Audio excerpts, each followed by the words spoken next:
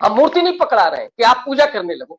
तो ये जो बिल्कुल। अभी का पूरा थॉट प्रोसेस है, जिस पर सामाजिक और राजनीतिक आंदोलन चल रहा है, इसको फिर से कांग्रेस पार्टी ने, या मैं ये कहूं कि इस पर बहुत सोच विचार करके आज के उसमें एजेंडा तय किया है।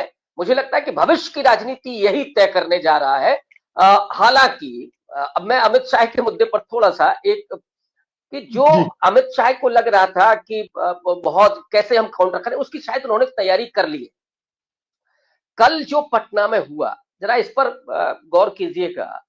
पटना में कल हुआ था, वीडियो आज जारी हुआ।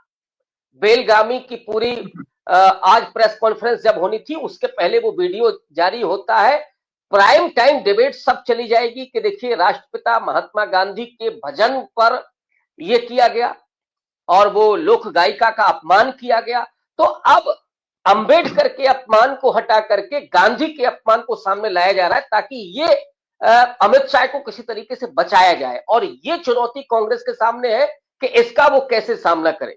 अब इसको ये जी समझना है, अगर आपने अंबेडकर को डाइल्यूट किया तो फिर, और ये बीजेपी चाहती है कि डाइल्यूट हो जाए, तो एक ये चुनौती भी है।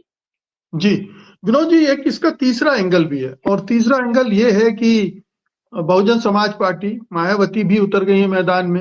वो भी नहीं चाहती है कि जो जमीन उनकी थी वो कांग्रेस ले जाए या वहां पर खड़ी हो जाए, या इसका एक दूसरा इंटरप्रिटेशन ये भी दिया जा रहा है कि दरअसल वो बीजेपी के लिए ही काम कर रही हैं, बीजेपी से ज्यादा वो कांग्रेस पर अटैक कर रही हैं।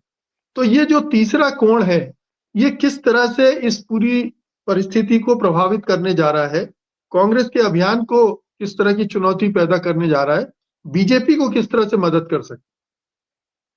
देखिए मुकेश जी, पहले तो मैं एक बात ये कह दूं कि राहुल गांधी के बारे में जितना मैं जानता हूं, कि मेरी समझ है, राहुल गांधी के अंदर पाखंड नहीं है। मतलब कि अगर वो अंबेडकर को और सामाजिक न्याय को और दलितों को, वंचितों के मुद्दे को वो उठा रहे हैं, तो सिर्फ चुनावी लाभ के लिए नहीं उठा रहे हैं, वो शिद्दत से, ईमानदारी से उठा रहे हैं। और उन्होंने कहा भी है कि ये जाति जनगणना के मुद्दे पर या इस मुद्दे पर, ये कोई मेरे लिए राजनीति का मुद्दा नहीं है, ये मेरे लिए विचार का मुद्दा है, मेरी निष्ठा का मुद्दा है। तो ये तो उनकी उस पर शक नहीं करना चाहिए कि खाली वो चुनावी लाभ के लिए, जैसे बहुत सारे जो सेकुलर दल है ना, वो सेकुलर इसलिए है, उन्हें मुसलमानों का वोट चाहिए, इसलिए सेकुलर है। और जिस दिन उनको लगता है कि मुसलमानों का वोट नहीं मिलेगा, तो वो सेकुलरिज्म उनके सामने आ जाता है।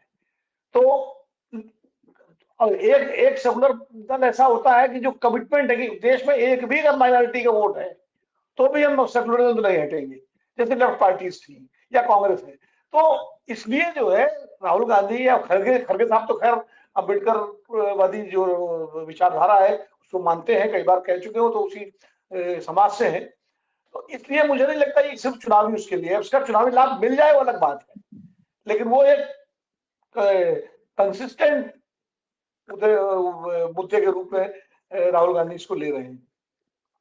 दूसरी बात यह है कि देखिए, इस देश में दो सबसे बड़ी चुनौतियां हैं। पहली चुनौती क्या है? पहली चुनौती है सांप्रदायिक ध्रुवीकरण की, और सांप्रदायिक ध्रुवीकरण